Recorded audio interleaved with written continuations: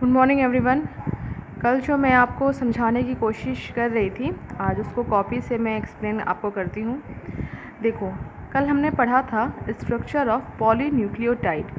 ये जो आपको यहाँ से लेके यहाँ तक जो एक श्रृंखला दिख रही है, ये एक स्ट्रक्चर है किसका? पॉलीन्यूक्लियोटाइड का। इसमें क्या है, इसमें जो यहाँ जो मैंने ये जो स्ट्रक्चर बनाया है, ये है 5 कार्बन का शुगर, ठीक, जिसमें कि जो फर्स्ट प्राइम ऑफ मतलब पहले नंबर के कार्बन के साथ क्या जुड़ा होता है? एक नाइट्रोजिनस बेस। तो यहाँ पे नाइट्रोजिनस बेस के रूप में एडेनिन जुड़ा हुआ है, और 5th नंबर के कार्बन के साथ एक फॉस्फेट ग्रुप जुड़ा होता है।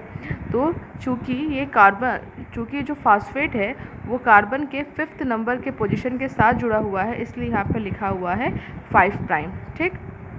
तो ये एक फॉस्फेट हो गया, शुगर हो गया और नाइट्रोजिनस बेस हो गया। तीनों चीज़ें एक साथ मौजूद हैं, इसीलिए हम इसको बोलेंगे क्या? न्यूक्लियोटाइड। अब एक और बात, जो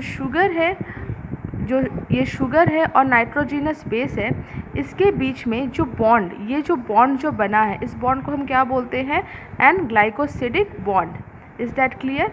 और जो ये शुगर, ये तो पूरा यहाँ से यहाँ तक पूरा ये शुगर है ना, ये शुगर और इस फॉस्फेट के बीच में जो यहाँ पे जो बॉन्ड जो बना हुआ है, इस बॉन्ड को हम क्या बोलते हैं? Phosphoester bond. और इस तरह से एक न्यूक्लियोटाइड का फॉर्मेशन हो जाता है। अब सेकंड स्टेप में देखते हैं कि एक न्यूक्लियोटाइड जो है, ये एक न्यूक्लियोटाइड है, ये दूसरे न्यूक्लियोटाइड से किस तरह से जुड़ा होता है। तो यहाँ पे क्या है? ये शुगर है, शुगर के साथ क्या है? यहाँ पे नाइट्रोजिनस बेस लगा हुआ है, ठीक है। यहाँ पे आपका जो कार्बन है, कार्बन के मतलब 5th नंबर के कार्बन के साथ क्या हुआ है? एक फॉस्फेट ग्रुप यहाँ पे अटैच हो गया है।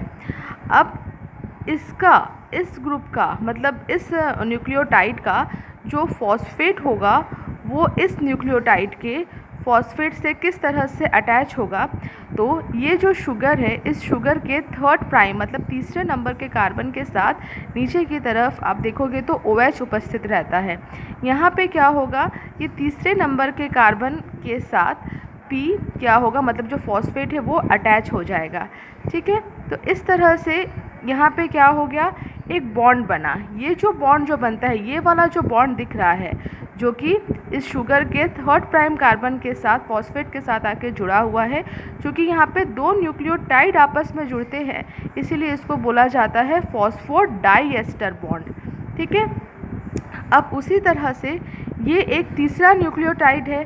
तीसरे न्यूक्लियोटाइड में शुगर है, नाइट्रोजिनस बेस के रूप में ग्वानिन मौजूद है, और कार्बन के 5th नंबर के मतलब जो कार्बन है उसके साथ फॉस्फेट जुड़ा हुआ है। लेकिन इस शुगर के 5th नंबर के साथ उपस्थित जो फॉस्फेट है, वो दूसरे न्यूक्लियोटाइड के शुगर के तीसरे नंबर के कार्बन के साथ जुड़ के मतलब फॉस्फोडाइएस्टर बॉन्ड का निर्माण करते हुए एक न्यूक्लियोटाइड श्रृंखला का निर्माण करेगा। उसी तरह से आप नीचे भी देख सकते हो कि यहाँ पे क्या है? एक शुगर है, उसके साथ नाइट्रोजिनस बेस जो कि साइटोसिन यहाँ पे जुड़ा हुआ है, और यहाँ पे क्या है आपका जो 5th नंबर का जो कार्बन है, 5th नंबर के कार्बन के साथ क्या जुड़ा है? फॉस्फेट यहाँ पे जुड़ा हुआ है। और ये जो फॉस्फेट है वो इसके किससे जुड़ेगा? 3rd प्राइम ऑफ कार्बन के साथ जुड़ेगा। अब यहाँ पे ये चीज़ नहीं है, मतलब स्ट्रैंड आपकी कभी तो यहाँ पे ब्रेक होगी ना, तो यहाँ पे जो टोटल लेंथ ऑफ DNA है वो आप कितने की बोल सकते हो? तो 4 न्यूक्लियोटाइड की, 1 2 3 4 न्यूक्लियोटाइड बोल सकते हो, या 4 नाइट्रोजिनस बेसिस की आप बोल सकते हो। और लास्ट में क्या होता है?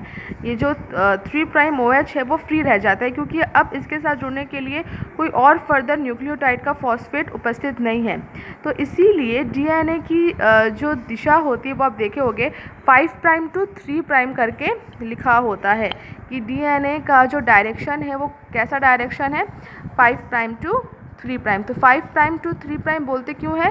क्योंकि एक तो 5 प्राइम पे तो फॉस्फेट जुड़ा हुआ है और उसके ऊपर जुड़ने के लिए कोई न्यूक्लियोटाइड मौजूद नहीं है, और एक लास्ट में क्या है? 3 प्राइम है, उसके नीचे भी कोई न्यूक्लियोटाइड मौजूद नहीं है, इसलिए DNA का जो डायरेक्शन आप देखते होंगे वो 5 प्राइम टू 3 प्राइम लिखा होता है।